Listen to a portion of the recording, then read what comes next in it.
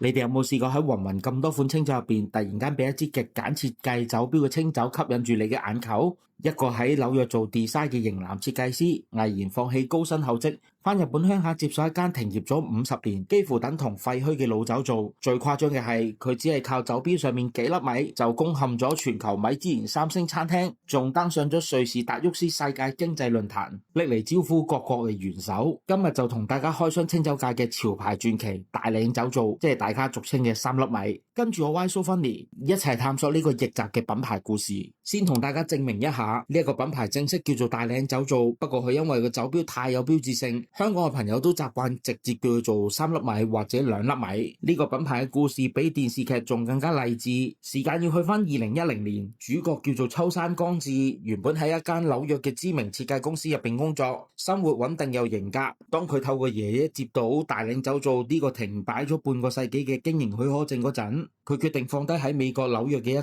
切，翻去山口縣重振阿爺嘅聲威。初期真係難到冇人有，佢連自家嘅酒場都冇，要同附近嘅酒造租借設施，俾同行笑佢為冇酒莊嘅酒莊。秋山先生冇釀酒經驗，家人有反對，但係佢心目中有一個宏大嘅抱負，我要用現代設計同創新嘅思維，將日本清酒帶上國際嘅舞台。佢一步步去學習釀酒嘅技術，終於喺2018年喺日本名水百選之一嘅變天池附近建成咗超有現代藝術感嘅全新總部。短短10幾年間，大嶺酒造由零開始，變成多次喺國際比賽拎大獎，連米芝蓮3星餐廳都要搶住列入酒單嘅國際品牌。大嶺酒造爆紅嘅原因，絕對係因為佢哋嘅酒標革命。秋山先生打破咗傳統清酒一定要龍飛鳳舞書法字嘅老土印象，特意揾嚟瑞典頂尖工作室 Stockholm Design Lab， 正正係 IKEA 同 SAS 北歐航空嘅品牌視覺推手。秋山先生係設計師，同潮流界玩得好埋，成日同潮牌聯名，例如 Nigo 嘅 Human Made， 直接將清酒變成潮流嘅收藏品。大嶺酒造嘅黑白嘅簡米粒設計唔單止好睇，背後仲有3個超實用嘅密碼。第一個密碼係米粒嘅數量，傳統清酒會寫住純米大吟釀，特別純米，外國人睇到頭都大埋。大嶺直接用米粒嘅數量代表精米步合。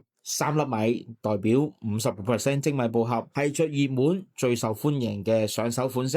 2粒米係代表 30% 到 49% 嘅精米步合，口感更加精緻純正。至於1粒米依家已經冇再推出啦，因為之前每年嘅規格同數字都唔同，喺市場上都比較罕有。揀3粒米口訣非常簡單，米粒越少磨米越多，口感越精細，價格亦都越貴。第二個密碼係米粒嘅顏色同埋紋理，純白米代表山田感嘅米種，純黑米代表紅丁，白色嘅條紋米代表出羽燦燦，黑色嘅條紋米代表愛山。第3個密碼係酒樽嘅顏色，代表住唔同嘅釀造狀態，磨砂樽或者黑樽就代表無濾過嘅生原酒，保留咗最鮮活嘅原始風味同微微嘅氣泡感。透明樽就代表火入酒，經過巴氏殺菌，風味穩定，口感圓潤。藍色嘅樽身就代表薄濁酒，帶啲微細嘅酒粕，口感好綿密。綠色樽就代表生揭，保留咗極佳嘅新鮮果香。save 低呢條片或者 share 俾你朋友，下次買清酒嘅時候就識得點樣去揀啦。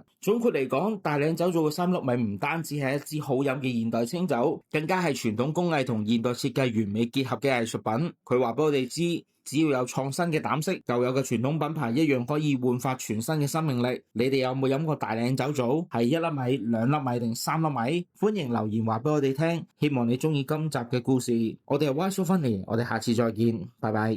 另外，我仲有個關於葡萄酒嘅着數要話你知。如果想買到全港最平世界名莊或者靚酒，可以加入我哋嘅私人群組，定期會收到最抵嘅葡萄酒優惠。我哋嘅群組已經突破咗3000人啦，掃一掃個 QR code，快啲加入成為我哋一份子。我哋係 Why So Funny，記得訂閱、讚好同埋 subscribe 我哋嘅頻道。下次見，拜拜。